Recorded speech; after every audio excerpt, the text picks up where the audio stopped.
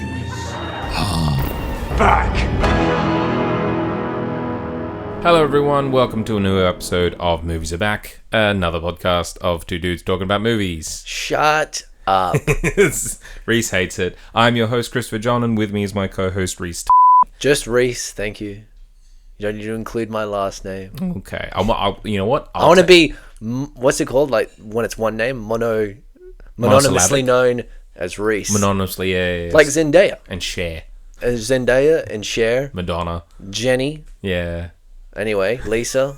We could go on, but yeah, just call me Rhys. Who's Jenny? Jenny Kim from Blackpink. Do you know Blackpink? I don't know what the hell that is. Well, she's got an album called Jenny. Okay. Ruby Jane.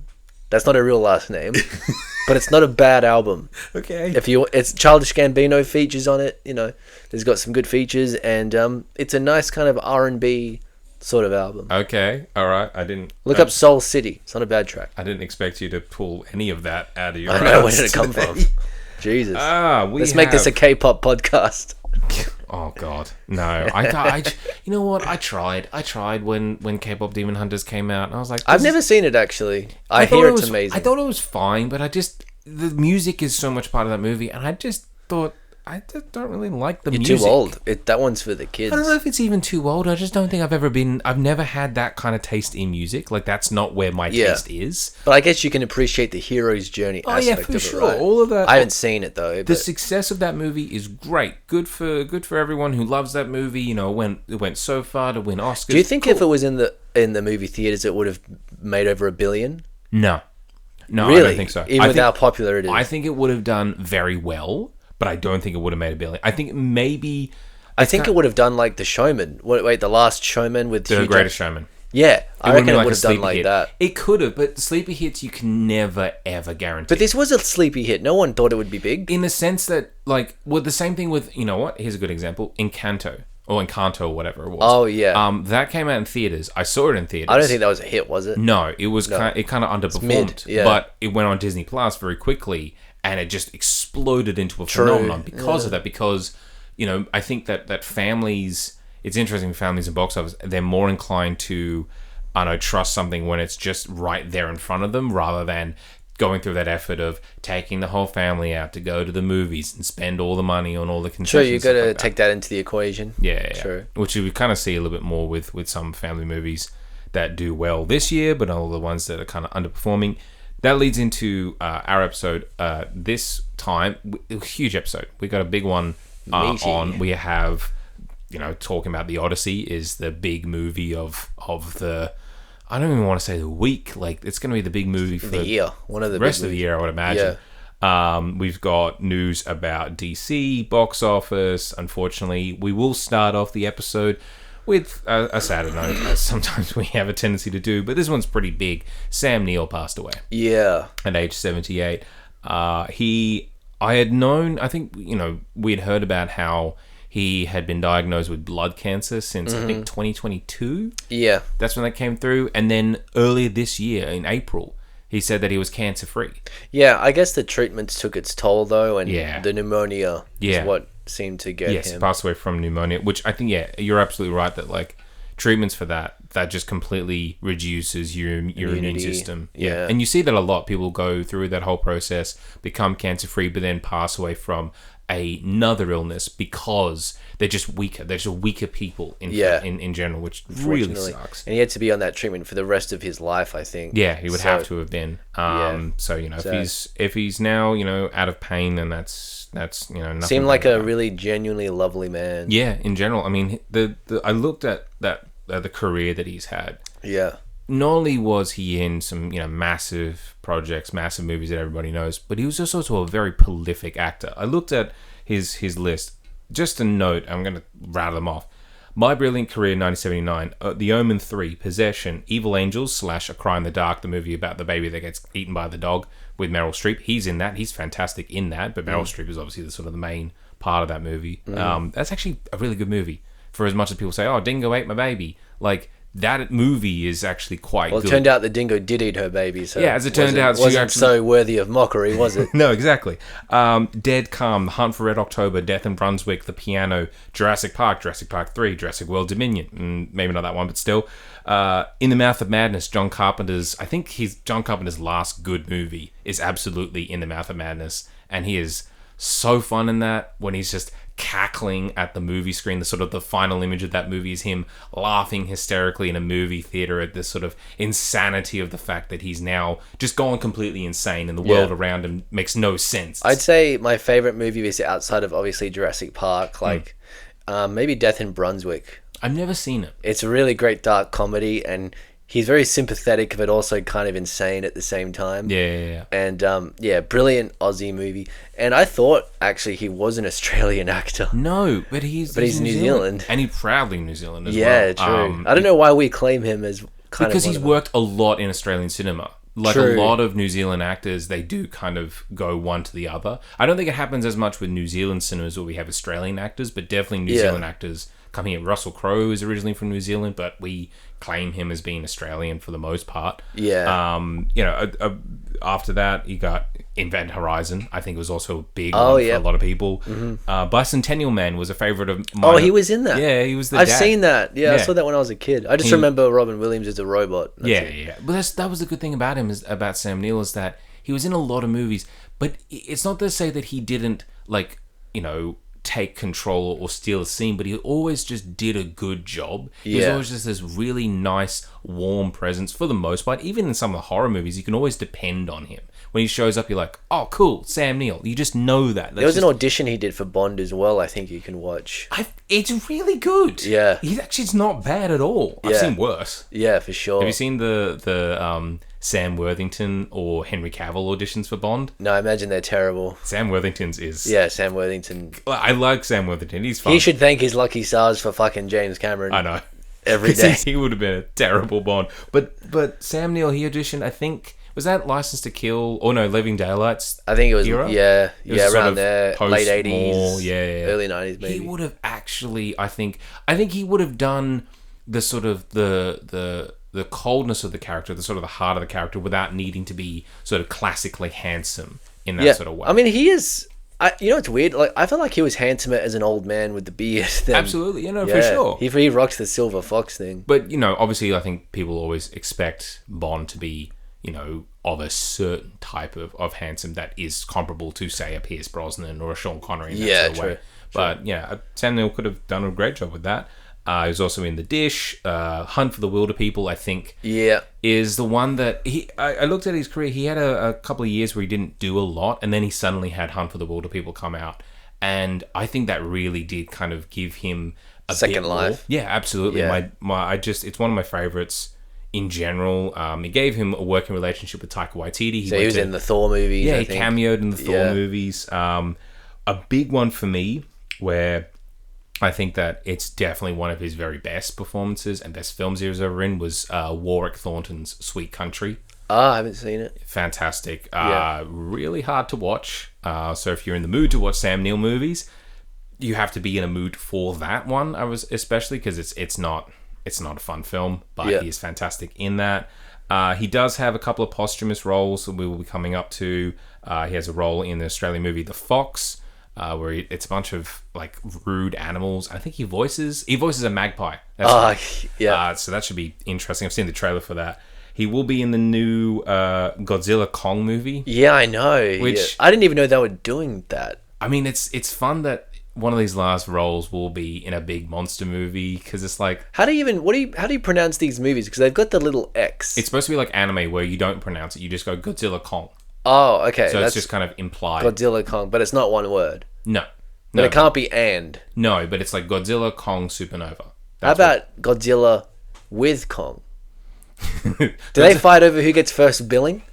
Who gets first billing? Is it Kong or Godzilla? No, it's like the Jaws thing where it says... But I'm very deadly serious. Like, how do they determine who gets first billing? It says Godzilla first, but then Kong's name is slightly higher than Godzilla's. So technically Godzilla's top, but Kong's higher. So that's how the... so that's how it like works out. Yeah, because that's what they did for the Jaws poster. Got Roy Scheider first, and then Robert Shaw's name is second, but his name's higher than Roy Scheider. Rob Shaw, yeah. Because let me tell you, if you look at like the Odyssey poster and it has the cast names, Yeah. if you think those cast members, their respective agents, aren't fighting tooth and nail for who gets second, third, fourth placement, Absolutely. it's a bloodbath. And who especially gets the with and Yeah, because that's credits. very valuable. Who would yeah. even get the with and in that one? That's a good question. I think we'll get into it, but definitely with is Zendaya.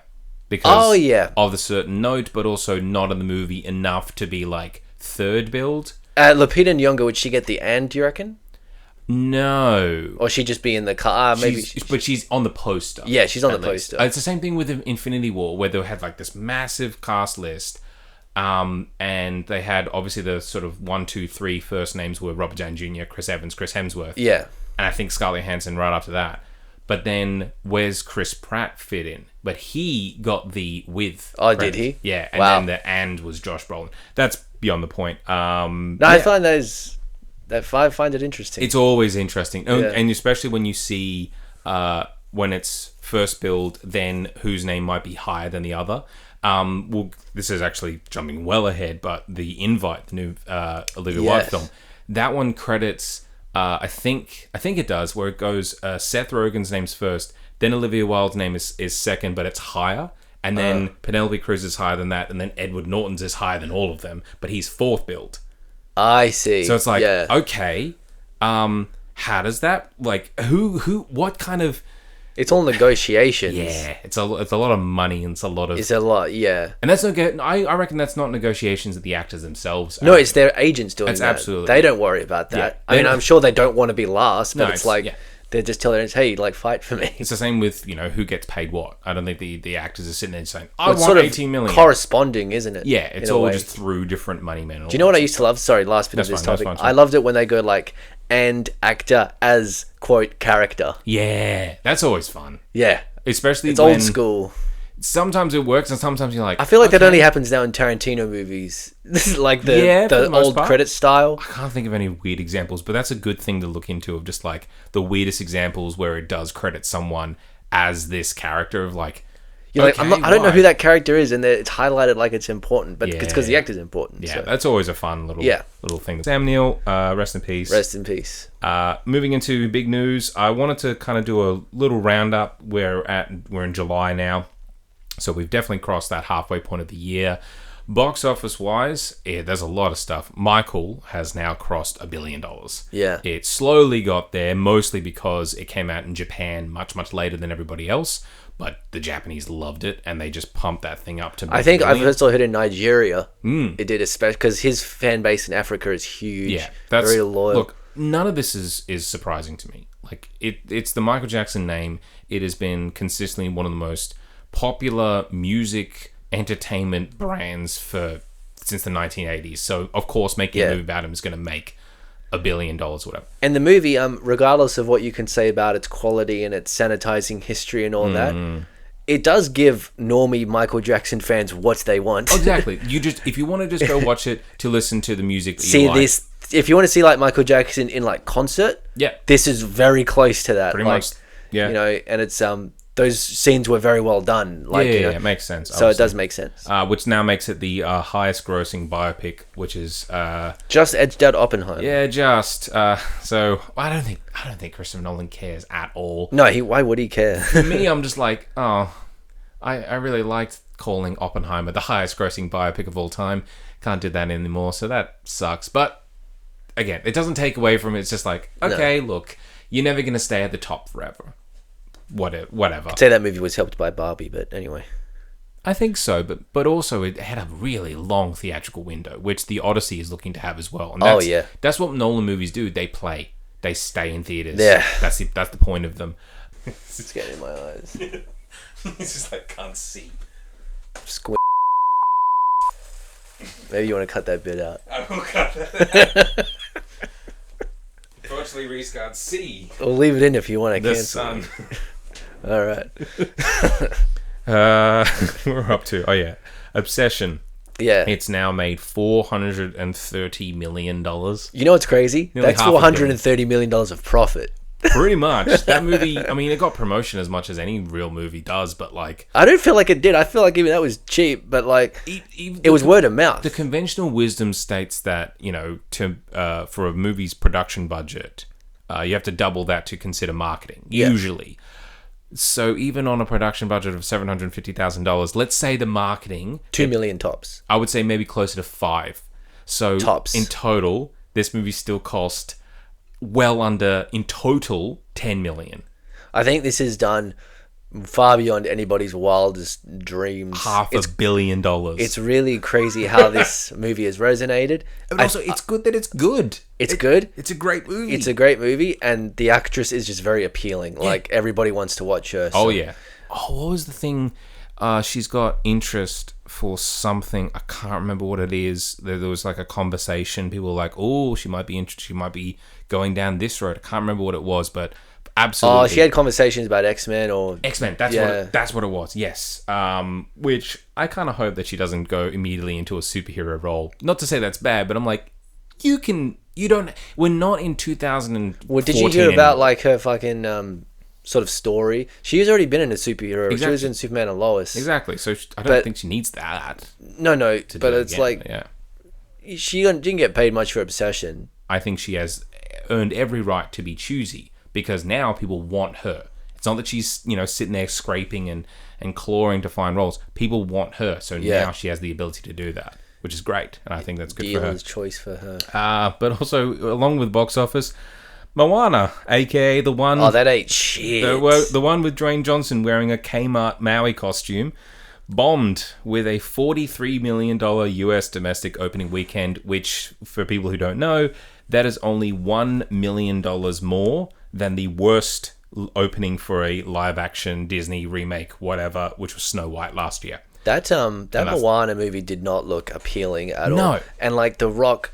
I know he's the voice of Maui, but he looked miscast in the role. Yep. It looks strange. Because he's too old. He's too old. Like, you can see in his eyes, he's too old for that role. He looked tired. And also, Maui, the character. You look at Maui, the character. I think also at the time he got criticized, the sort of the look of that character of being like almost the cliche of what islanders look like. But I'm like... It's a cartoon. There's going to be... There's heightened features about him. Yeah, and he like... he's very expressive and he jumps around and it's like, it's fun and it's like... And I think it's also a great representation of like, hey, you can see this character who is not a muscular, so he doesn't look like Hercules. He looks like he's a bigger guy. And that's okay. That's good. I honestly think if you film this almost like a magical realism thing instead of this weird AI aesthetic it has, and you didn't have The Rock, but you had this guy who seemed to have that spirit, I think it really would have... been worth releasing.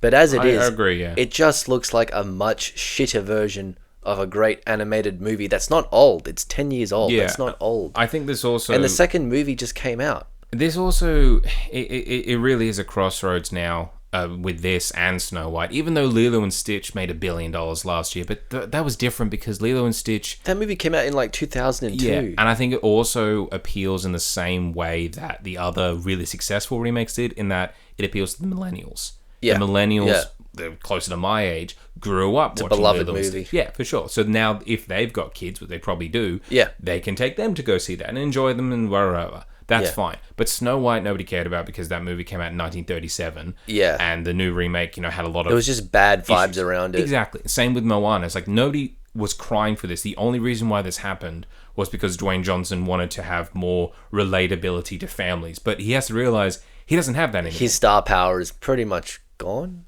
I don't know what to say gone. He's still got another Jumanji movie coming out at the end of the year.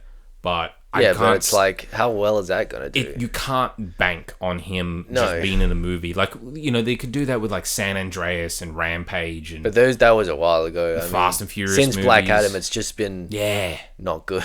I think Black Adam was the real big chink in the armor of, like, oh, you're bad at this. But I think it's this is a bad movie. The way, because he's so visible and present on social media, the way he reacted to it was like distasteful. Yes, like the lying and the fucking coping and all there's this a lot of behind salesman the scenes shit. Bullshit. Yeah. It was just so transparent and like gross, and it makes you not like him. Yeah, and it's like he's not the best actor ever, except he's really good in Smashing Machine. Also, he's in his 50s. You can't be jumping around pretending to be Maui.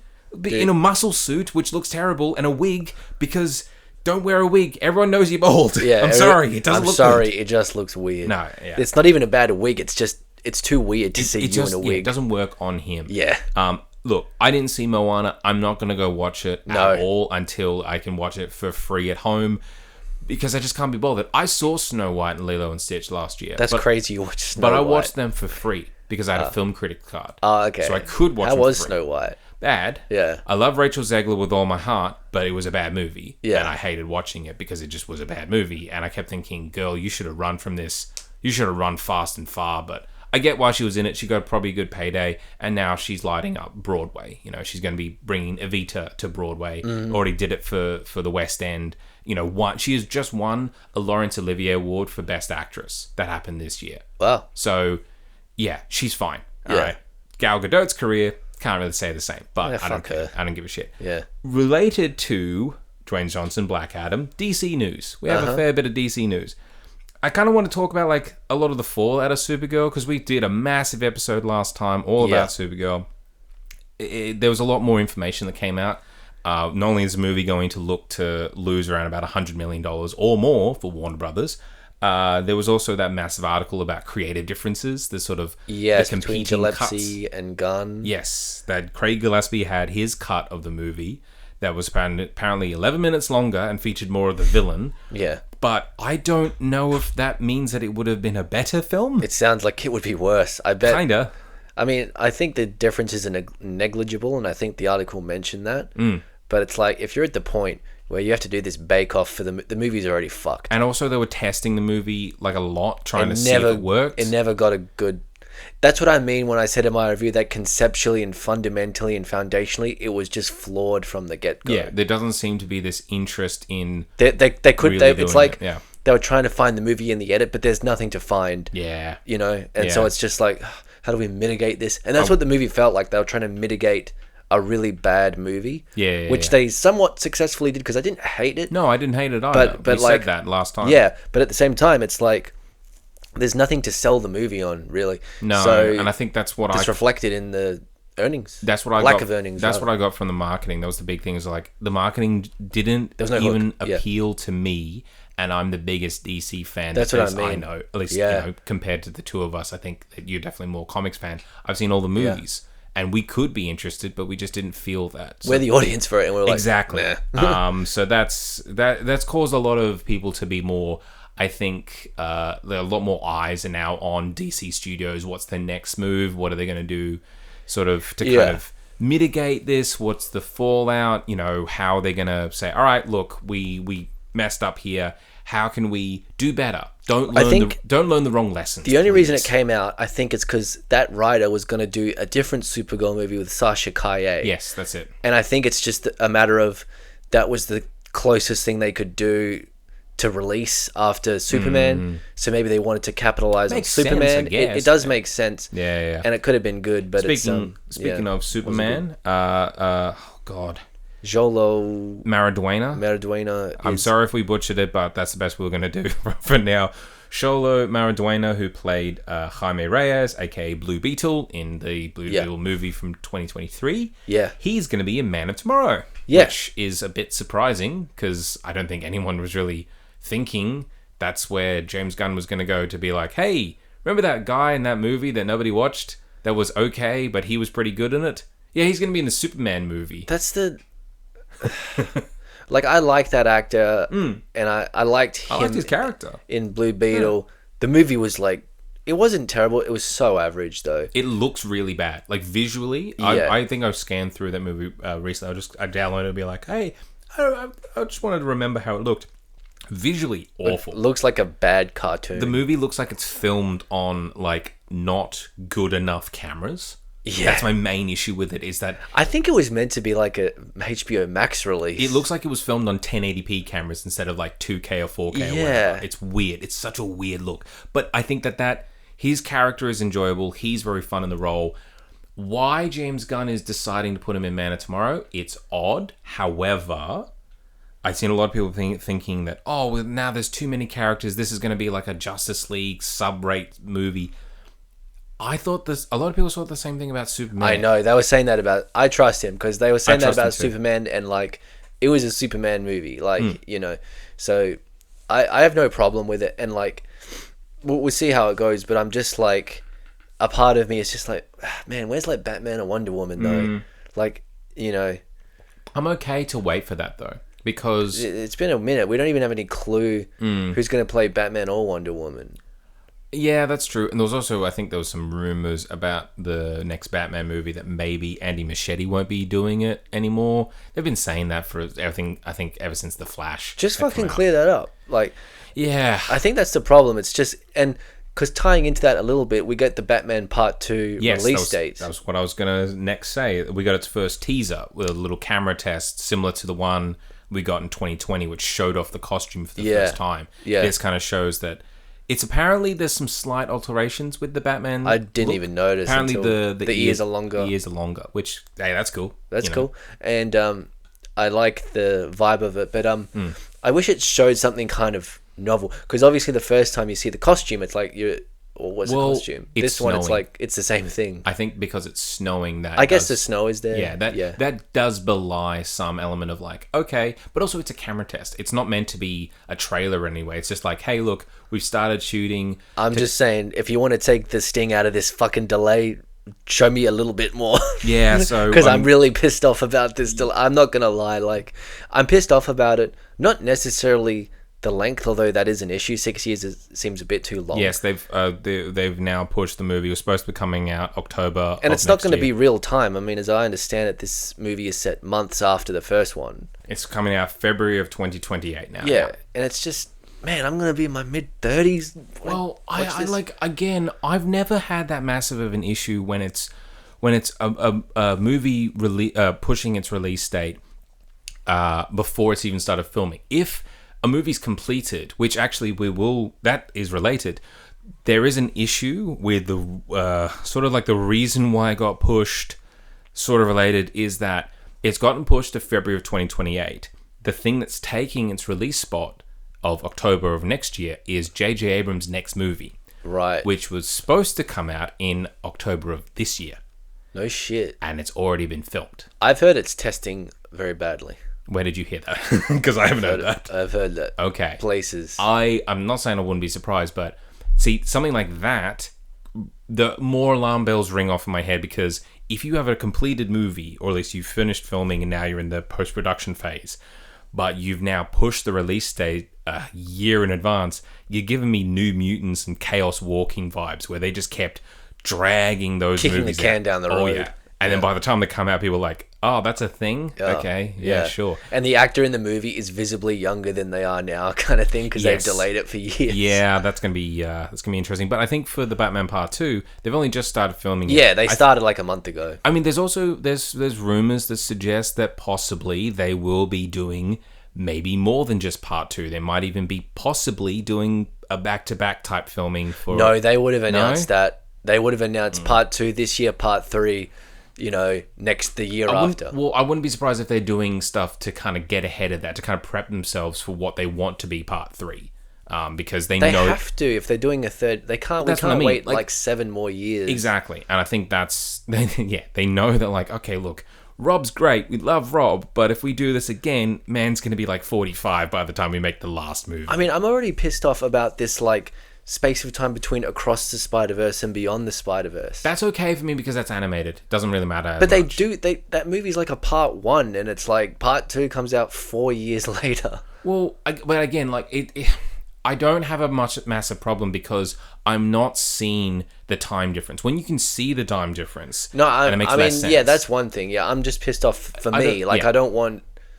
That's just too long. Like, if you're doing a Part 1, Part 2 better be next year. Like, I'm old school. That's what I think. I understand. I think that's also my brothers. They both watched Across the Spider-Verse. I think that's the issue they had, is that you watch Across the Spider-Verse. It's exciting, sure. It's awesome. But you get to the end, you're like, oh, but I want it to be like a full thing. Yeah. Why do I have to wait? And now there's this intention of okay, we want to make Part 3, but I'm like, you better make it really good. They will. I know. Yeah. I have all the faith, but I've been here before, where you wait several years for a final act of a trilogy, and then it just is okay. You're like, oh, I waited that long for something that's fine. That sucks. You wait. That's gonna blow people's minds. Yeah. Last bit of news, kind of just out of nowhere, not related to DC or box office. The God of War TV series. This is not Movies Are Back, but it's just kind of a big thing that I think is worth talking about. Yeah. So there's a God of War TV show. It's going to be coming out, I think, on Amazon Prime at some point. They cast the actor Ryan Hurst to play the titular God of War, right? Kratos. He tore his bicep while filming a stunt for the show, and instead of the studio waiting for him to recover, which could be a bit of time, but, you know, I've seen that happen before where you wait a little bit, the actor gets better, no problem. They instead have decided to push on and replace him. They've decided, no, we're not going to wait, we're going to get a new actor. Do they have a replacement? I have no idea, not yet. However, I wouldn't have so much of an issue with that had this show, I don't know, like if he tore his bicep during pre-production, you know, they're training and unfortunately he had an injury, oh, we can't do this, don't worry, we'll get someone else in. I think the same thing happened with Keanu Reeves, like he broke his neck while training for The Matrix. But he broke his neck? Yeah, there's behind the scenes footage of him doing the fight training and his neck is in a brace. That's why when you see him in the movie and he's doing the fights, he always keeps his neck still because he's trying not to move it too much. Is he's that still right? in pain. Yeah. Wow. Yeah. That's interesting. But they stuck with him for that. It's a horrific injury. If you have an injury in pre-production, fine. You know, oh no, it's a complication. We can get a new actor. They've already been filming this show for 4 months. Apparently, they've already done 4 episodes of it. That's crazy. So now they've decided that it's better for us to scrap all of that and redo all those episodes than just wait 6 months to get this actor, or film around him, film all the other stuff. Apparently, you can't do that with this kind of thing. And also, this is a show that when they released the first look, I think everyone just kind of went, this looks really cheap and not interesting. Maybe that's like the excuse, because is Amazon doing it? It's Amazon Prime, but it's Amazon Prime, and for me, sure, they've done another video game TV show in Fallout, and I've only seen bits of that. It looks fantastic. Yeah. But Fallout's a different thing. Fallout's a whole world. God of War, the story of God of War is very much these characters on this journey, nothing really else. You can't do a God of War show that's not about Spin-off. Kratos. I mean, you can, because they're doing a game that's not on Kratos. But again, that's different. That's focused on one character. Yeah. Fallout is a whole open world type thing where you can do anything within the confines of. We established that it's the apocalypse and it's gunslinging. Well, they're never going to do shit without Ella Purnell and Walton Goggins. Exactly, and that show is a big success. But I think it's because it's crafting its own slice of something that's pre-established. This is a different. It's 2 different games. The show doesn't look to be something that I think is going to do the story correctly. Yeah. Also, that story is fantastic. It is a fantastic game story, and it works perfectly for that game. And I can't imagine that any movie or show could really do that in the same way that hits you when you play the game, and the way that it emotionally affects you. I think when a game has a really cinematically told story, I get to a thing where I'm like, what's the point of doing an adaptation of this? This already feels like a movie. Yeah, exactly. Whereas if you're doing like an adaptation of a game which is not as narrative based, you know, they can kind of do something original. Yeah, like as I said, like with Fallout. I think also, I mean, a lot of people I think are just trying to chase the success of The Last of Us in that. That's funny, because that one, I will say that did work, but a lot of people didn't like season 2, so. Well, but also people don't like the second game. Like That's true. On the same level, people That's don't the like problem. Yeah. It's like if it's they're always going to have that problem. Yeah. They were never going to get out of that one. Yeah. I think that show worked because it took the game's narrative but found a way to make that sort of HBO level show where you could also, for example, have a whole episode that's not Joel and Ellie, that's just these other guys. That's the thing. They could do original stuff there, and they did. I do not think you can do that with God of War. So I think the show already was not in the good books for any sort of game fan, any fan of the series. No. And now with this information, I can't imagine this is going to end up very well at all. I think they are going to definitely do it, but like I wonder when they'll do the GTA adaptation. I don't want to see that. They're doing a Call of Duty movie, and if they're doing Call of Duty, they're going to do GTA. Oh no, for sure.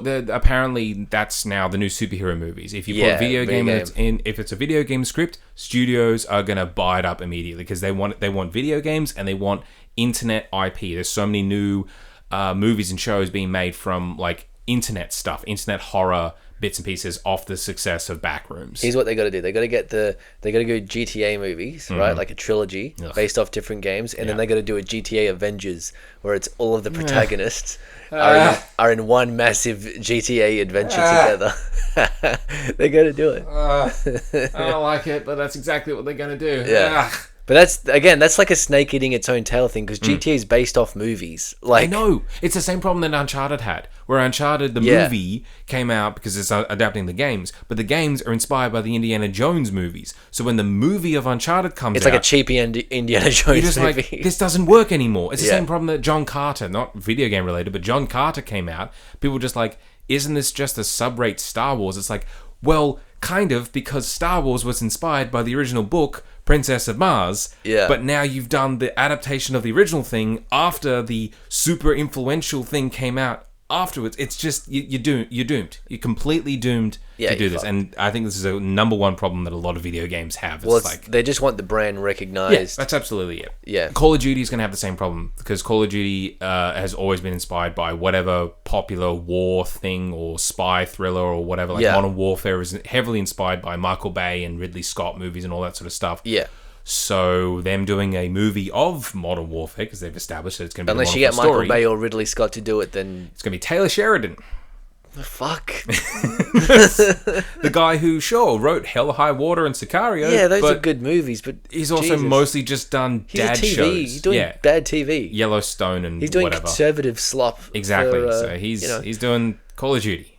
Oh, no, and he's writing Call of Duty, and it's directed by Peter Berg, who is... Peter Berg? Okay, well, that's the right director for that material. He's kind of the poor man's Michael Bay in a lot of ways. Exactly. So, ugh. Anyway, that's video games. There's no real segue into this. We'll pivot now. Let's do the big movie. I think the biggest movie that will probably come out this year until Dune Part 3 and Avengers, I would imagine. It's the Odyssey. God, there's so much to talk about with this one. This has been 3 years in the making since Christopher Nolan's last film, Oppenheimer, which won 7 Academy Awards and grossed $900 million. This movie has been thousands of years in the making. That is true. It's based off they call it the foundational text of Western literature. Yeah. You know, basically every kind of story you can think of has sort of sprung from the Odyssey and the Iliad. And for some reason, it is also a conservative linchpin, because a bunch of idiots think that they know what they're talking about when they're talking about the Odyssey. Well, that's what I've resented, is that the material for this movie, the promotions, have been used as a cudgel in this very tiresome cultural war. Which normal people don't give a shit about. Normal people don't care about. The thing is the movie good? And of course the movie's fucking great. Spoiler alert, like it's fucking awesome. This is interesting. Rhys, the person who tried to tell me that he didn't think it was going to be good. 4 months he was saying, oh, I don't know about this one. Yeah, I mean, 6.3 on the IMDb. I would say the trailers got less and less good for me. Oh yeah, no. I just didn't love I love the first trailer, but then I was like, this is feeling like... I think Nolan movies in general are kind of hard to market. Almost all of his posters for his movies are not that great. I remember the Interstellar poster. It was just Matthew McConaughey standing in some ice. In some white area. And it's just like, okay, that's it. Not like Interstellar's this thing with a wormhole and rocket ships and like space and time or whatever and black holes. But you don't have any of that. You just have Matthew McConaughey in a spacesuit just kind of standing in some ice going, hey, it's me. It's like, okay. Dunkirk is just like the guy's head on the beach. No, but it's a guy against the sinking submarines. That's a different one. That's a cool poster. The main one on my Blu-ray is just him on the beach. I'm like, that doesn't give you the movie as what it is. And I think even the Odyssey, a lot of the posters, sort of the first ones were just like, okay, it's just like giants. The horse? They just use the horse. The horse. The giant stuff is good. No, I like one of my favorite images actually is the horse on the beach. Yes. Like submerged in the sand. That was Nolan's image that he kind of had first. Backstory of this film, not only is it based off of Homer's The Odyssey, 3,000 years old, but also Christopher Nolan, if this is a fun fact, he was supposed to, or at least was for a small time, slated to direct Troy back in 2004. That was off of the back of Insomnia, which Warner Brothers had produced, and they really loved it, and they thought he was fantastic, so they were like, hey... no, Warner Brothers didn't produce it, sorry, but they were interested in him in general. Wolfgang Peterson had developed it, but he was going to go do Batman v Superman. That didn't end up happening, so they gave them back Troy, and Nolan lost Troy, so they went, okay, sorry about that one. Do you want Batman Begins? And he went, oh, sure. And that led him to where he is in now. But I feel like this is the movie that he's... At first you think, oh, he's doing the Odyssey. I wouldn't have guessed that. But a lot of his movies are about a big Odyssey. Well, so yeah. It's kind of... This a is man actually a real... man getting home. Yeah, this is kind of a weird sort of... I don't know, Nadir, of like all the work he's been doing for the past 15 years or so. You even look at his cinematic influences. He always touches upon people like Ridley Scott and David Lean as being massive influences for him, and you can definitely feel that for this movie and sort of the scale of it. But also, I think what really got me about the actual movie here is that obviously a lot of the presentation is about the scale of it. Most of the trailer is dominated by the imagery of the Trojan horse being pulled out of the ocean by all these hundreds of men, and the great walls of Troy, and ships being pounded against the waves, and wormholes and giants and cyclops, all that sort of stuff. But you realize when you watch the film that there is an emotional context to a lot of this, and there's an emotional scale of this that really does come through, I think, in the last third of the film. Where it should be coming through. Yeah, exactly. Yeah. Obviously. I think for a lot of the film, I was not confused, but I'm thinking, I wonder what the context here is. I know he's getting there, but I'm very curious to see what that is. Once it hits, it really does recontextualize it. I think a lot of people are touching upon how this is such a grand and staggering epic, but it is also grounded on that emotional level in a way that might be the very best way that he's ever done that. I think it's his most spiritual movie. Yeah, absolutely. I think because it's presented in a non-linear way.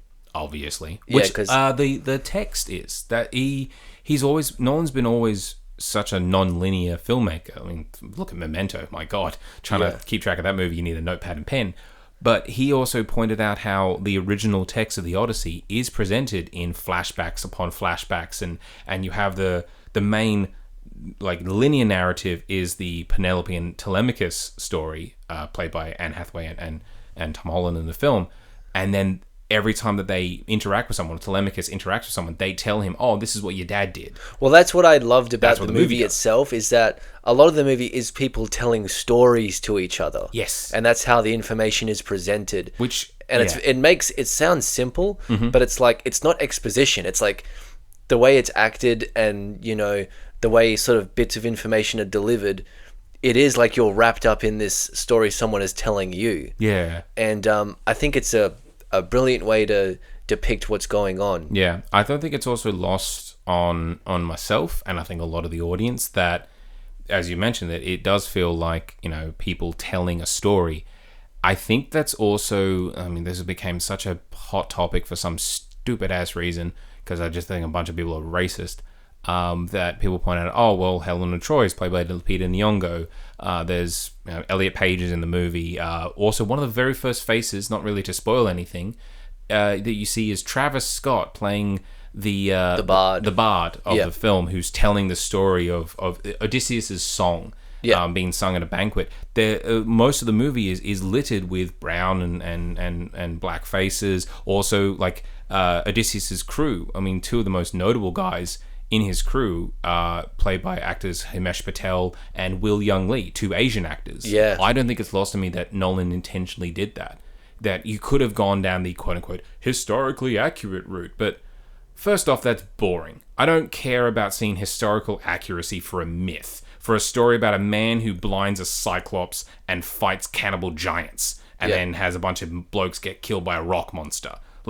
Who cares about historical accuracy? I don't care if the armor's not accurate to the Mycenaean period in the Bronze Age. I don't give a flying fuck. Look, sorry. And let me say, because this is part of the discussion of the movie, I suppose, I don't care that there's not a single Greek person in the movie either. Himesh Patel, at one point, his character says, "We're Greeks." I'm like, that's an Indian man saying that. That's interesting to me. Of what kind of dichotomy does that create? And I think it's intentional. Because they're actors of different walks of life that are represented in our modern age, telling this ancient story for us in a modern audience. There's a metatextual element to it. There is, yeah. He didn't just do it just to be like, oh yeah, we'll just do it for the hell of it. It's the same reason why Kenneth Branagh, in a lot of his Shakespeare adaptations, goes for colorblind casting. He embraces that. He says, no, I don't care about what people look like. I mean, Much Ado About Nothing has Denzel Washington playing one of the main characters.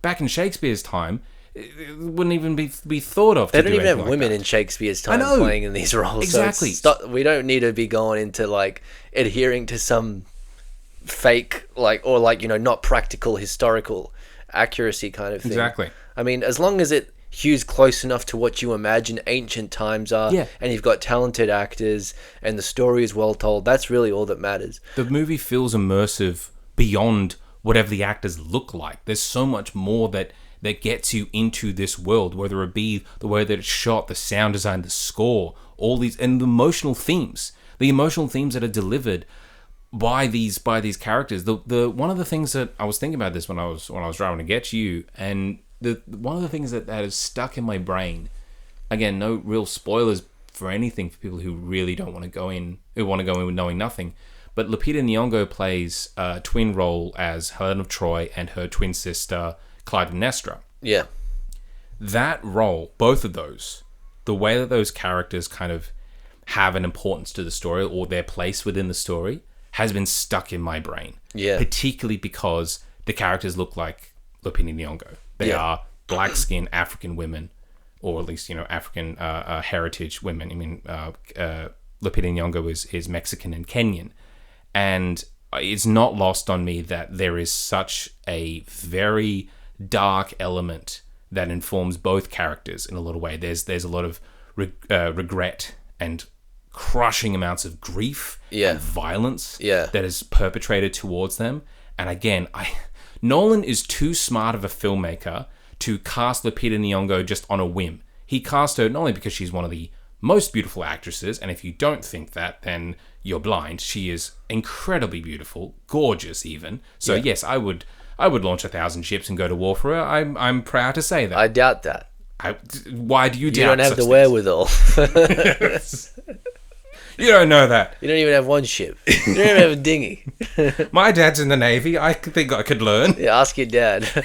They took my girlfriend. I need to borrow one of these warships. How do I launch 1,000 ships for a woman, please? But yeah, I don't think it's lost on him, and that's something that's fixated in my brain. Is his usage of those actresses. Well, he's got it's like an all-star A-list cast. So even if you're not sure which characters which, you can kind of know who they are just by the actors, I suppose. I think it's also a genius move, honestly, to make Matt Damon Odysseus. Oh yeah, this is Matt Damon's been fantastic for 30 years. I love that they he's definitely capable and intelligent and a good guy, but not a perfect guy either. No. That was something that I read about the translation of the Odyssey done by the classicist Emily Wilson. It's very sort of. I'd love to read that. I would too now. That begins with the line, "Tell me a story of a complicated man." Yeah. Well, that's him, isn't it? Yeah. That's absolutely him. It does get to some pretty emotional depths where you're wondering, does he really want to return home or not? Yeah, that's the question that I think was frustrating me in some way. I'm like, why doesn't he want to go? He clearly does, but there's also this part of him that doesn't. And it's this push and pull. And I couldn't understand it. And that frustrated me until you find out. You easily find out what is going on with this. Or what is inside his brain. Yeah. And he literally spells it all out. And it changed everything for me. And I think that's why, when I came out of this movie, some context of how I saw this, for those who don't know, I flew to Melbourne to go see this in IMAX 70mm. So, hell of a thing to buy a ticket year in advance for. And it's still nearly sold out the day you got the ticket. It was completely sold. My whole screening was just packed, and it was incredible. I'd done the same thing to go watch Oppenheimer 3 years ago. So I thought, look, this is... It's like going to a concert for your favorite band. You will travel, however far to go see that. That's what it felt like. And the entire movie is shot in IMAX 70mm, which means that the entire film is in the 1:3 aspect ratio. And not only did I see it in Melbourne, but Melbourne's screen is the only one in the Southern Hemisphere that does full 70mm film presentation, full 15 perf presentation. It is also one of the biggest screens in the world, just in general. IMAX screens, just in general. Yeah. So that's nice. So that was my sort of context of seeing this, and I had an interesting reaction to it, where when I saw Oppenheimer, I was blown away and I immediately loved it, and I immediately thought that is the best movie I've seen this year. That is the greatest cinematic experience of my entire life. And I didn't think that with the Odyssey, but it's not because the movie's bad at all. No, the movie's amazing. It's because the movie challenged me. It challenged me in a way that, not to say that Oppenheimer didn't, but it didn't do it on the same level. That the Odyssey has so many complicated aspects of character and themes and content. There's a lot of really, really dark stuff in this movie that I was not prepared for. And I think I'm still kind of processing what in the hell I just witnessed. Mm-hmm. There's even visual tricks. There's tricks that Nolan and his crew employ to depict the monsters and the creatures that Odysseus and his crew fight or interact with, that I'm still thinking, like, how did they do that? I don't want to know. I think that with the pig scene. Yes, which was interesting, because I remembered when I was watching that scene, I was like, oh yeah, I think I remember learning about this in primary school. That we taught the story of, Odysseus blinded the Cyclops and then told him nobody blind him. So that way the Cyclops, when he went back to his friends, said, nobody has blinded me. I'm glad that's not in the movie. I'm like, good, because that would have been a little ridiculous. Yeah. There's gods in the film, but they're also depicted in ways where you're not too sure, like... Well, like I said, they're depicted as like aspects of nature. Yes, Zeus is lightning bolts, lightning flashes. Yeah, Poseidon thunder. Is the ocean. Yes, like Zeus is, like you said, thunderbolts, thunder. Poseidon is the ocean trying to smash their ship and a whirlpool. And Athena is like, his guilt, Odysseus's guilt from the Trojan War. Yes. And Calypso is, she's basically just... It's a temptation. Temptation, yeah. It's a manifestation. She's almost like drugs or something. Yes, very much so. There's like a real... Yeah. Or, I don't know, you could actually kind of frame that as any kind of like modern addiction that sort of numbs you out. And to relate it back to what you said with the pigs, Circe, the god that they meet... that's just in a hut, in a little hovel, just on an island. She is, I think, the manifestation of their... It's like vengeance almost. Vengeance is absolutely, yeah, that's a good word for it. It's kind of related to the depiction of Athena, but I think it's more broad because she is directly affecting his men and how they have ravaged and they have, destroyed the natural order of things, and they've obviously probably assaulted and taken whatever they wanted from innocence. Even the action of how they show her turning them into pigs, oh damn it, it's almost done like she's just bringing out what's in them. I know, like it's very visceral and physical. God, so it still feels like that grounded. Might be one of the most horrifying things that I've ever seen with like hundreds of people. I know. I've seen messed up stuff in horror movies, but you just don't really expect, like, oh my god, you're just gonna go straight up and like, there is a bit where she shoves her hand down their throat, and they're squealing, even when they're like eating and they out of control eating, and it's like, reminded me in the best way, this is as complimentary as possible, it reminded me of the sick twisted shit that Rob Bottin made up for John Carpenter's The Thing. The sort of just absolutely foul, feral ways that you can think of skin twisting. It was like the best Robert Eggers scene. Yeah. But it was even like the eyes bulging out. I'm like, oh, that's like... It reminded me of Total Recall when Arnie's outside and they have like the puppet and his eyes are blowing out of his head. Because you see them as like a half pig, half man abomination. Oh, it's just... and it was so amazing to see Nolan... fully embrace that, because that's something that a lot of people are talking about, like sort of, obviously we want to now know what is he going to do next.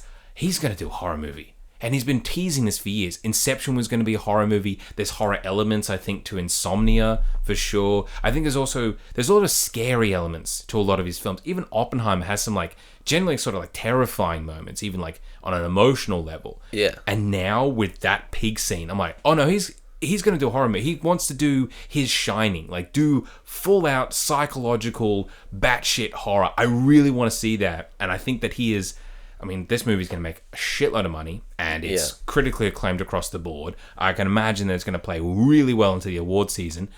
Universal would be stupid to not give him another blank check, and even blanker check. He'll just be like, do whatever, man. Yeah. We don't care. Like, please. I'm glad for him. Was there anything about the movie you didn't like?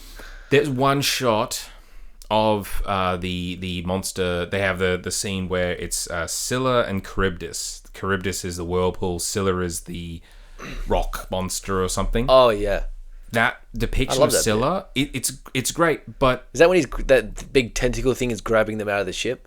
There's one shot that I was like, oh, that's CGI. It was just one moment where I was like, oh, that broke the illusion for me, because all the way that they depicted the Cyclops, especially the giants, the whole time I'm like, oh, I can see the trees moving. What the hell? That's incredible. And at no point did I think that clearly is, a big guy and a weird... No point did my illusion break there, except for Scylla, the sort of that tentacle thingy. Yeah. There was just one moment I was like, oh, that's CGI. I was like, that sucks. Before that, also, when they go to... it's not Tartarus. They go into hell. They go to sort of the... Hades. Hades, yeah. There's sort of massive field of black volcanic soot everywhere. And the spirits of the dead rise from the ground. Fantastic, by the way. Just incredible scene. Again, that belies the fact that I'm like, horror movie. It's right there, man. You're having the spirits of the dead drinking blood. Like, that's awesome. I thought even the sirens was spine chilling. Oh god, as well. Yeah. But there's the blind guy in the Spirits of the Dead world. Oh yeah. When he starts talking, I couldn't really understand what he was saying. That was one of the only sort of things. Was like, he just said something. I have no idea what it meant, and it's going to be very important for the next scene, and I'm going to have little context there.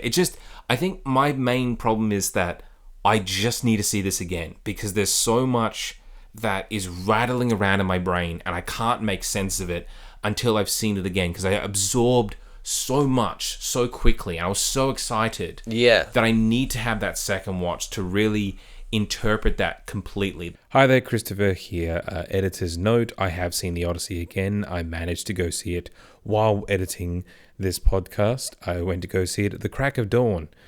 Don't recommend doing that, but oh my god, I think this movie actually is better the second time, which is weird because I saw it in like the most ultimate format you could possibly see it, IMAX 70mm, but I went to a normal digital IMAX theater and it looks amazing still. It may even sound a little bit better in the theater I saw it in, whereas I think that the Melbourne one, the sound was a bit off. The bass notes were a little bit too high, so there was some dialogue I just couldn't get to. Also, I think some of the dialogue is very quickly edited in general, so you might lose some information just by the nature of how it's constructed.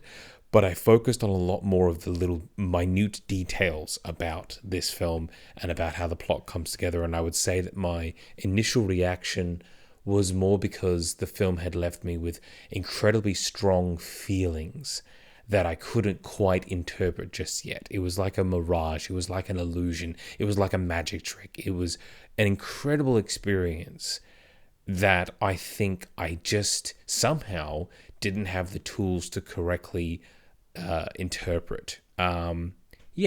Anyway, back to Rhys.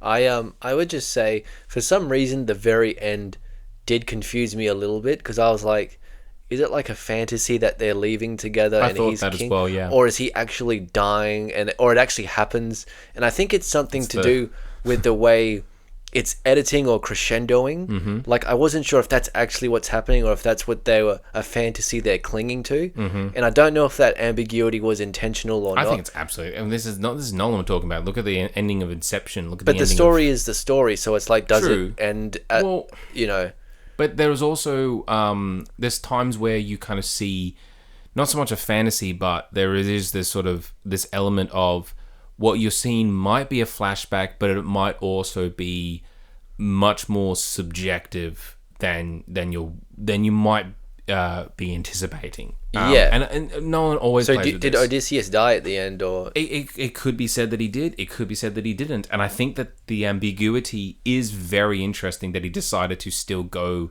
for that road, to not be. Also, I think most of his movies kind of end on a slightly ambiguous note where you don't know. I mean, Interstellar ends where you don't know if Matthew McConaughey is going to see Anne Hathaway again. Oppenheimer ends where you don't know if Oppenheimer is truly right about the world burning. No, but that those ambiguities worked for me, but this one, it just felt a little emotionally a bit unclear. But I mean, it just hit me that way. I mean, I'm not saying it's like a bad aspect of the movie. There was very little about the movie I didn't love, to be honest. I mean, I think it's mostly like little nitpicks. It's not like, oh, this one performance wasn't good, or this one aspect. It's more of like... It's more stuff like, sometimes technical stuff, like sometimes a character is talking and their mouth isn't moving. Mm-hmm. And it's like, obviously some overlapping dialogue, but that's happened in his other movies before. Oh, yeah, for sure. Yeah. There's also, I mean, the editing is fantastic in how it can make sense of the story, but sometimes you have to get into a mode with the way that Nolan films edited. Sometimes it's called elliptical editing. Yes, but also his editing can also be very quick. Yeah, that's what I mean. And it means that sometimes you're getting fragments of a scene. Yeah, and then he's always done that. Yeah, you're getting fragments, and you're not sure how they fit, and then it sort of makes more sense as you engage with it. And that's why I'm very excited to watch the film again, to kind of make the most sense of those elements that I now know what happens, so how does it work for me? I think the movie is just more fun than I anticipated too. Oh, like, it's just, I think that's something... The actual meat of the movie, which is the journey home, it's very fun just to see all these jams they get into and how they have to get out of it. I don't think I've been more excited about the sort of the final act of a film than seeing Odysseus finally string the bow, do the bow pluck, which incredible musical moment. Yeah. Just that emotional thing. You know that when that happens, you're like, oh shit. It felt like John Wick. It felt like he's just gone John Wick mode. It's very cathartic. And he's swinging the axes around his head, like chopping dudes. He grabs one dude's head, smashes into another. And I kept thinking, and you're going to love this, I'm like, Nolan, where the hell was this when you were making Batman? Where was this action direction? I was like, he's improved since He's got a lot better. Yeah. Because I love the Batman, I love the Dark Knight films, but yeah, there's some bits from Dark Knight Rises that people have always clowned on where you can see the action direction is just not quite there. It's not good. He's got people just kind of falling over even though they've not been hit at all. He's got a lot of extras, a lot of practical stuff, but it's a lot of seams you're seeing as well. Yes, you're seeing stuff that you shouldn't be seeing. Yeah, he obviously just told everyone, just fight each other, but then there's some dudes that just holding each other and kind of doing like a little dance or whatever. None of that is in this film. I think also because the filmmaking is different. The lens choices that Hoyte van Hoytema's using for the IMAX camera, like the IMAX cameras are massive. These massive high resolution things, but the lens choices is always there's a level of focus. There's a shallower depth of focus that he's using for a lot of the scenes. And I think that also can hide certain things in a much better way than his other movies have been able to do. But I think even just like the focus of the camera, because the aspect ratio is so huge, you really can't have like super wide shots. You need to kind of keep everything very centrally focused. So it reminded me of, in a lot of ways, like Fury Road, where most of the action, pretty much all of it, takes place in that center of the frame. So you're always knowing exactly where everyone is. And I felt like that with this film. At no point was I confused as to where Odysseus was or this or that. No, I always knew exactly where he was and what he was doing at every moment, which is really great. And I think that is so great to see that Nolan, at this point in his career, having made all these super successful movies, he's somehow getting better as a director. Like he's learning new things, or he's doing new things that I never even expected. That's the best part about this, is that, as I mentioned, it challenged me, but that's because even my biggest expectations for this movie, it still did stuff I never thought I'd see. And I was like, oh my God, how did you do that? That is incredible. I didn't think you would ever do that. The thing that the most like scene of like, how the fuck did he do that, was probably the Cyclops scene. Yeah. I'm like, how does this feel like it's actually happening? How do they even do the sound of the Cyclops screaming in the cave? Like that shot where the Cyclops has got one of the dudes, and it's kind of probably clearly like it's the actor holding a small animatronic, most likely.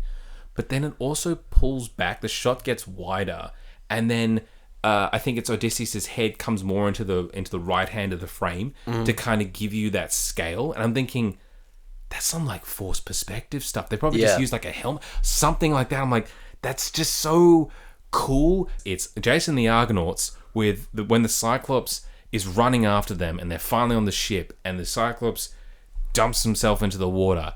That whole time I'm like, oh, that's the bit from Jason the Argonauts where the big dude comes out of the water and it's clearly just like a big dude. It's like a forced perspective trick of the dude out of the water.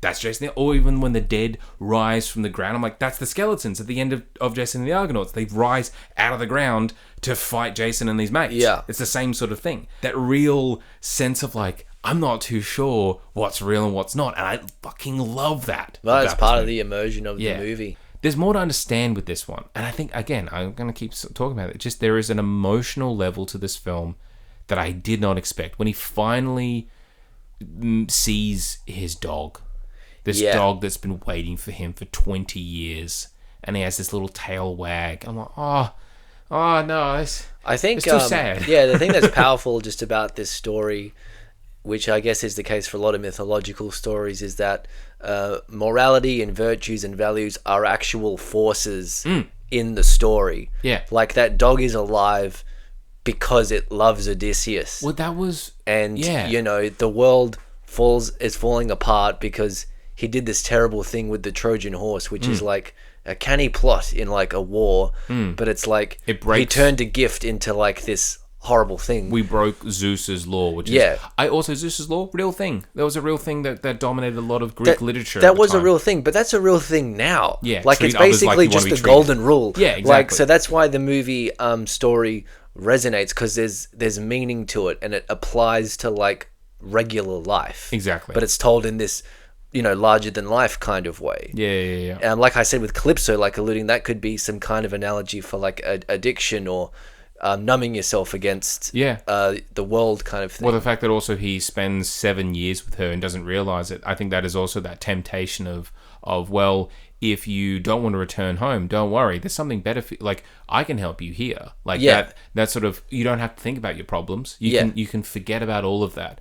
But I'm questioning, why does she want him to remember again? Why does she want him to remember his life? I think it's because it's like he's never really truly in love with her. Like, okay. So she sort of lets him go. There's some background elements of like, she feels like she wants to be with she knows he doesn't really want to be there, but she's kind of, you know, enslaving him with the Lotus route. See, again, watching that, if I was to watch it again, I would focus a bit more on those lines. There's so much that happens. There's a lot. It's a 3-hour movie and there's just so much packed into it. It's not boring, and if anyone says it's boring, you're watching the wrong movie. I'm sorry. No, I was never bored for a minute. When it was over, I was like, I could have watched another hour of that. Like, absolutely. I could have watched a 4-hour version. Absolutely. You know? That was one of the things that I realized about this, is that Nolan's films, there's always talked about how his plots are non-linear, or they're very complicated with all these, you know, differing competing aspects,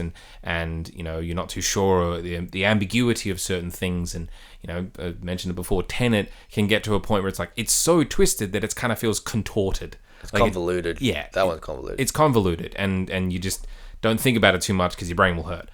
This one doesn't fit in that way. What I was fascinated by is that there is a plot. Man tries to go home. Son tries to figure out who his father is. That's basically it. Everything else, there's so much else that happens, but everything else you're seeing is pure metaphor. Everything has meaning. There is such an intentionality to almost every single interaction, every line of dialogue, every theme, most probably, I also would imagine, like every prop, every usage of every background element, anything that you're seeing on screen is there for a reason. That Nolan has thought about this, and that, I think, it also belies how great of a filmmaker he is. It's not just because, oh my god, he got all these extras to do all this stuff. It's like, no, he thought about this. He has this intent to explore what this means, what this will make people feel. Yeah. And that was, I think that was one of the main elements that I realized for myself, is just how metaphorical and allegorical the whole film is. Without being too didactic, because his films can be didactic. Absolutely, yeah. But this one, I didn't feel that way. I felt like the emotion of it was like is what got me thinking about these things, you know. And I think it helps again that it's based off an ancient myth. So there's a bit more legwork to be metaphorical, like you said, and stuff like that. I mean, it's based on a poem. So you have the ability and you have the freedom to be expressly poetic. Yeah. Whereas Oppenheimer is the sort of the capture of a man of history. So you have to be more belied to the fact that, you know, all of this took place. So we have to make sure that this guy's here and he said this and all that sort of stuff. You have to be more historically accurate because it's obviously there real. are comparisons being drawn between the two movies as like a guy who introduces this thing out of Pandora's box that might lead to the destruction of civilization. Yeah, and it's apt. What's interesting though is that they're two completely different experiences. Oppenheimer of course, is a much more, I don't want to say austere, but you know, it's mostly just men in rooms talking for the most part. But it also still has this weight behind it of history. Whereas the Odyssey has a weight of metaphor, as I mentioned before. There is a weight of meaning. Of how it can relate to our modern day, whereas Oppenheimer very directly relates to Oppenheimer could today. be like what actually happened, and then the Odyssey is like what people tell themselves. That's how we make sense of history, kind of thing, is through like the Odyssey kind of thing. Yeah, and I think it's so amazing that we are living in a time where we can get both films that are just as equally as brilliant and as masterfully directed and incredibly performed. We haven't really talked about it, but like Matt Damon's performance might be one of his very best ever. I think it's my favorite performance in the film. I mean, I know he's the lead and he's Odysseus and all that, but it is genuinely, I don't even think the film works without his performance being note perfect. No, and you know, Tom Holland gets so much interest, or there's so much attention paid to him and his relationship with Zendaya and all that. Tom Holland is a fantastic actor. Yeah. He's always been he's been a fantastic actor since he was 12 years old when I first saw him in The Impossible, which is a movie I don't think I could ever watch again because it's about a kid who loses his two brothers and tries to find them again while also on holiday in Phuket. I'm like, I went on too many holidays in Phuket with my brothers for that to be... It feels too real for me. I watched it once, never again. Can't do it. But it's amazing. And he's still fantastic in this film. Like, he has also a lot more action because also he's younger. He can kind of throw himself a bit more into that. But he also... There's not a sense at all that, like, he's performing. No, it just feels authentic. He feels so authentic. He's just very well cast in this role. Absolutely. It's the exact right role for him. Anne Hathaway is magnificent. Yeah. Just a lot of the emotion. A lot of depth. Yeah. Robert Pattinson is just I love when Robert Pattinson, sure, he's so great as this sort of, as Batman, as this sort of dominating presence, and he has that absolutely as an actor. He's so great at playing pieces of shit. Just sniveling little guys, weasels who have no idea what they're doing. He does that in the drama so well. He does it here, where he's just like, yeah, I want to kill his son and then, you know, marry his mum. Come on, like he's like a real villain, and I'm just like, he's so good at that because you can get this sense that he loves playing that. He loves playing these little freaks. These little villains or whatever. Yeah. Himesh Patel is fantastic. He is. I mean, I didn't expect him to be one of the standouts, but he is. Either. But he's absolutely fantastic. Samantha Morton is just really, really chilling as Cersei. The reason for Zendaya's presence, the revelation that she is a Trojan girl that was beheaded in front of Odysseus. Yeah. As she looked into his eyes. Yeah. And now like he's just haunted by that memory. Yeah. And I'm like, God. It's like she's not Athena, but she's like an avatar, like almost that Athena takes on. Well, Athena is such a holy presence to everybody. Yeah. But for him, it's a presence of guilt. Yeah. Of crushing, horrible guilt. Because she is the goddess of war, right, Athena? I think so. Oh, I have no idea. Oh, no, I think she's a goddess of wisdom. Is it wisdom? I think it's wisdom because there's a god of war which is Ares. Oh yeah, there is. Yeah, Ares. Don't question me on my knowledge of Greek and no, I think it is. It is wisdom. Yeah, I think it's wisdom because also everybody loves Athena. Even the Trojans, you know, they say that, you know, it's a shared god. We must still respect it. I just also like the costume design. A lot of people popped on, oh, it's not accurate enough. It's like, have you seen what Agamemnon looks like, it's amazing. Oh, it's awesome. When they revealed this, this was what was revealed to us when we saw Avatar: Fire and Ash, was the scene of them escaping out of the Trojan horse and silently killing the Trojans and then trying to open the door to let in all the Greeks into the city of Troy. And you have Agamemnon, when they open the doors, Agamemnon's just standing there in the dark. Yeah. And then all these men just start running in, and he slowly just walks up. Just pure aura. Yeah. The entire way. You very rarely see his face, and what you do see is just so... It's hidden, even in like bright daylight. When he does take his helmet off, it's so He's much... very... it's the behind. definition of imposing figure. Yeah, and the only time when you really see his face is when he's being killed by his wife. Yeah. Clytemnestra murdering him because he sacrificed their daughter For favourable winds, right? Yeah. It's like, oh my god, that whole context of that just shattered me completely. That was all, and then that leads into Helen and how she feels about all of this. Of like, all of this was started because of me, and she says to Telemachus, like, please apologize to your mum. Because I'm sorry, the whole war was kind of my fault because I just wanted to, bang the pretty boy. Yeah. But, didn't think it would get to this point where 20 years later, fucking thousands are dead and your dad's missing. Yeah. Sorry. Also, the reveal of her scar. That was shocking. None of that was in the marketing. And that kind of also does lean into how the internet wanted to say, oh, this is the face of Burr. I was like, yeah, this face was also damaged because her horrible husband wanted to scar her to make her less desirable to other men. And his line of like, a face that launched 1,000 ship, more like 500. I'm just like, yeah. Oh, that was a cold line. That's horrible. That was a cold line. But one of my favourite lines was, probably my favourite line was from Odysseus. Do you know the line? Oh, which one was this? There's no way, I guess. I mean, I guess you... Go for it. Okay, my favourite line from him is like, the clearest view of a man is from below. When he... It's such a great line. Oh my god. Really hits into the themes of the movie and the story as well. It's great in the moment. This is what I'm saying. I really want to go see it again so I can get all this stuff like cemented in my brain. That's why he disguises around. himself as a beggar at the end. The that's clearest view of a man is from below. And he almost gives them a chance to be good men, but then they're revealed as pieces of shit who just want to take advantage of his hospitality. Yeah. And then, he's... You want to see those blokes just get murdered. Well, you can understand. It's completely correct that he's slaughtering them at the end. Like, it's set up so well.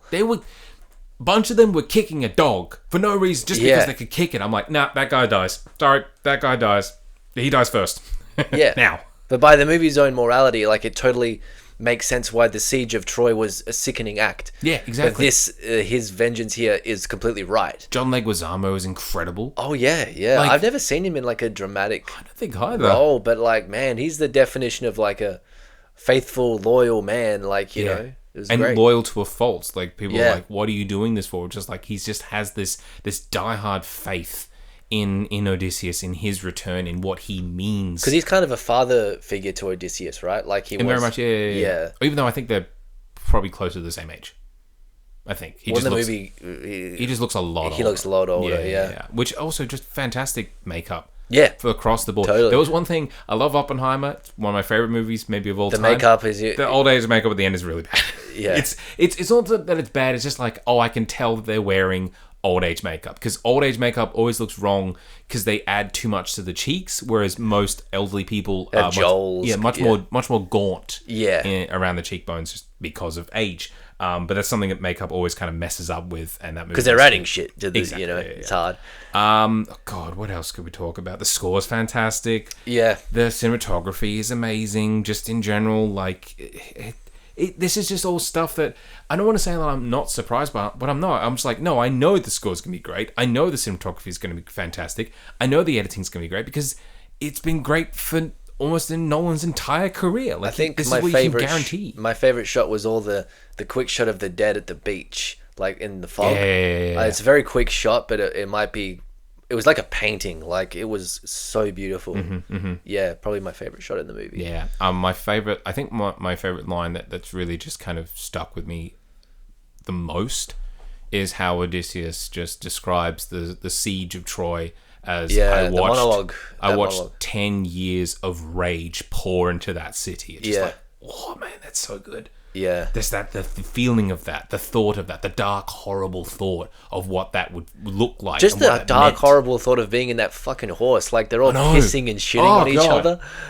So some of them are drowning, and then one dude gets stabbed, and they wipe the blood off. Again, all of that was unfortunately in a lot of the trailers, but still, it still works in the film. No, exactly. My God, yeah. It's just... So what are we going to rate this movie? This is like... I'm giving it 9 thumbs up. 9 thumbs up, absolutely. And that's because, no movie's perfect, but it doesn't matter. Like, it's superlative. This is the best movie I've seen this year because it is the most movie that I've seen this year. It's the most ultimate cinematic experience you could get because it kind of gives you everything. It terrifies you. It thrills you. It changes you. It challenges you. Yeah. And by the end, you feel moved. You feel moved in so many ways that maybe I couldn't fully interpret, but as the days have gone on since I've seen it, since Thursday, like I love it more and more every single day until I see it again and keep on going from there. I can't wait to get the 4K copy, which Absolutely. I imagine I'll have to pre-order. I'm going to be interested to see, after seeing it in the full 1:3 ratio, what it looks like in normal IMAX, because there's a lot of talk about, oh, well, isn't it stupid to shoot the movie in this ratio if most people can't see it, if only 41 theaters can see it? I'm like, that's not the point. Also, IMAX makes sure that even if you see it in 1:3 or in normal digital or whatever, they make sure that it's still cropped correctly. Yeah, I felt like when I saw it on regular IMAX, I felt like it was cropped correct. I didn't feel like I was missing any information in the frame. So. Exactly. I'm not surprised. Yeah. You can guarantee that with IMAX. That's the point. This IMAX has all system. just been part of stupid internet memes. I know, exactly. People talking about that sort of stuff, and it just... But you got to see a preview of Dune Part 3. A prologue. I got to see the scene that was shown to the CinemaCon audience. Yeah, which, it's a 5-minute, the first opening scene, probably. It felt like it was like 20 seconds. It just moved. Really? It moved so quickly. I was just like, oh.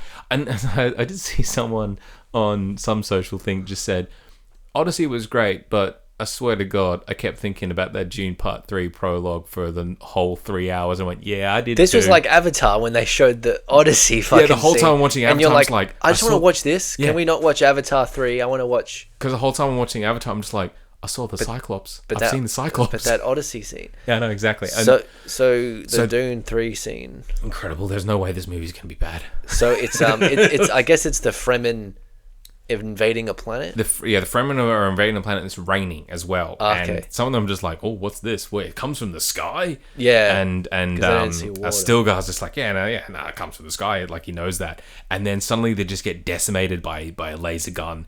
And people described it as similar to Saving Private Ryan, for sure. Maybe not as bloody, where you see like dudes like ripping their arms off, but they just get demolished by this thing. Like perforated. Yeah, absolutely. And oh man, I don't know how to describe it. But is Paul in the scene or no? It's just the scene Fremen. of just the Fremen attacking. But it's just so, it looks so fucking good, man. Yeah. And the ships that they're flying in, they look amazing. They've got such a presence. But it also reminded me of it's going to be a very, very, very, very specific reference. The Hitchhiker's Guide to the Galaxy. I don't know if you've seen it or read it. Long time ago I saw it. The Vogon spaceships that blow up the Earth are all described as... they're described by Douglas Adams as like the ship hung in the air like a brick doesn't. Because they all look like bricks. They're just like these little bricks. Yeah.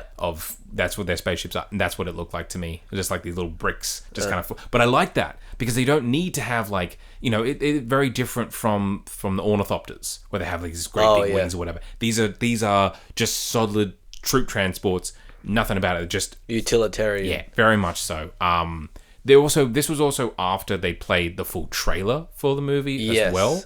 So you kind of connect one to the other. Trailer looked amazing. Yeah, man. This is... the Odyssey's fantastic.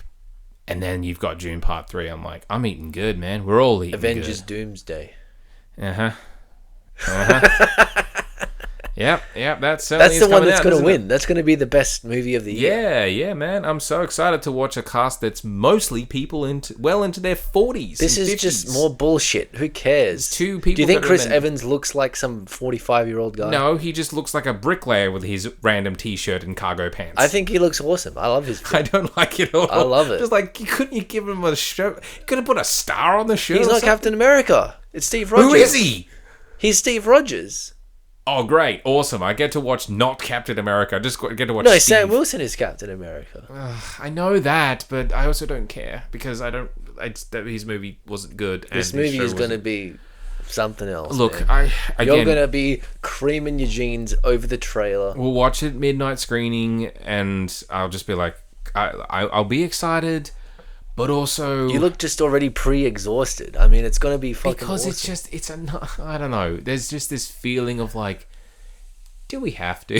Yes, we do. We need all of the X-Men, all of the Fantastic Four. I need Dune all Part the 3. Avengers and the Spider-Men. I need Dune Part 3 to be to cap up what could very well be one of the greatest trilogies of all time that we would be talking up in the same leagues as Lord of the Rings and the original Star Wars. Oh, no doubt, I'm sure. And that's what I saw in that prologue. I'm like, no, there's no way this movie's gonna be bad. There's no fucking way. Unless the rest of it makes no sense and that one scene's really cool. But in Denis, I have all the faith in the world. More even so than Christopher Nolan. Like, they both have not ever really done me wrong at any point. Every time I ever go and see any of those movies in the theaters, I've always just been like, wow. Even if I didn't really understand Tenet or, whatever, like, it's still just like, okay, that was, wow. Yeah, nothing like that. It's a spectacle, Yeah. We'll move on quickly to what we have also watched, because I think it's the same thing. We watched, not together, separately, but we've both seen The Invite, which is Olivia Wilde's new film. What a comeback. I mean, I Fantastic. hated... So she's done 3 movies, right? She did Booksmart, Don't Fantastic. Worry, Darling. Booksmart, I thought was good. Booksmart, I still said was my favorite movie of 2019. I know that's a big call because there was a lot of great movies in 2019, but that was the one for me. I love that immediately. It was good. Introduced us all to Caitlin Dever. Yes. And Beanie Feldstein. I also enjoy her as well. Yeah, fine. And then Don't Worry, Darling is just... it was garbage. It's a mess. It's a terrible movie. It was also such a mess beyond what the movie was. There was such a mess of the behind the scenes. She's cheated on Jason Sudeikis with Harry Styles, and Florence Pugh doesn't like her, and all this. Well, I'm like, I don't. It took away from the movie. But the movie itself is nothing good. No. So that sucked. But The Invite, it's like she scaled it way back. I mean, it's just set in this apartment, and it's this really kind of prolonged interaction between two couples who are different. It's just her, Seth Rogen, Penelope Cruz, and Edward Norton, as I mentioned before. Everyone just given 4 people given just stellar performances. And it's just them. It's just them in the apartment. Yeah, that's pretty much the whole movie. And it's a full meal. It's clearly inspired by like 1960s and 70s adult dramas, or adult comedy dramas. Yeah, things like Bob and Ted and Carol and Alice, which I think is a movie about swingers. I've never seen it, but sort of that sort of vibe. She dedicated it to Diane Keaton.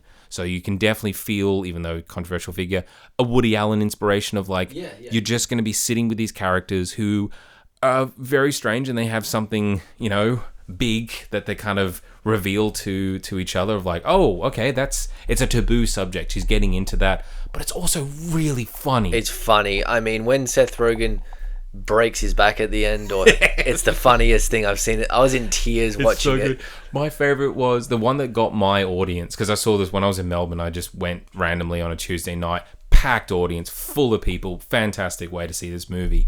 The bit that got everybody was how Olivia Wilde, she makes this souffle, and there's a specific shot where she crouches down and just goes like, do you know how fucking hard this thing is to make? Like, she's like pointing it like this. But then when later she forgets about it, burns it, just this casual way, she just opens the oven and then just shoves it in the bin. In one motion. Like for a good couple of seconds afterwards. That sort of continuous laughter that everyone has. This is also, it's very meaningful. It's about, obviously, how can you really love someone that you're married to? What does it take to sustain a relationship? Yeah, exactly. The sort of the sacrifices you have to make, the sort of emotional context you have to be in, how also, even if you think someone's perfect, they also have their own problems. You have to understand that. Yeah. It's very meaningful in a way that I think is very satisfying as well. It's not just, oh, it's a bit of fun. It's like, no, actually, it has a point. No, it's real substance to it. Real good substance. It's shot on film, so it looks fantastic. Yeah. This is my second favorite movie of the year. Yeah, I would give that also 9 thumbs up. Absolutely. It's up there. Odyssey is number 1 now. Then The Invite, then the drama. I think The Invite and the drama feel like they're very similar in a lot of ways. They deal with a lot of taboo subjects. I think the drama is a little bit more controversial in the funniest ways, I think, as well. But I think that both movies, I mean, they're both A24 films as well. It's a fantastic that we can get that. We can also just get movies for adults. And I think a lot of studios, they were very allergic to that kind of movie for a good long while. But I hope to see more films like The Invite be in theaters and do well and have people go, yeah, that actually was fantastic. I loved going to see that. I would recommend that to people to go watch. Absolutely. It's a sign of a healthy movie environment. Thank you very much for listening. You can follow us on Instagram, Movies Are Back Podcast. Please subscribe to this channel as well so you can stay informed of when our episodes drop. We still commit to the 2-week format. It's always the best for us. You can follow me on Blue Sky at Christopher.John, John spelled with a 0 on Blue Sky, and also the same thing on Instagram. Rhys, where can the people find you? They can find me right here. Exactly. Monosyllabic Rhys. That's right. Just Rhys. Thank you so much for listening, guys, and we'll see you next time. Bye.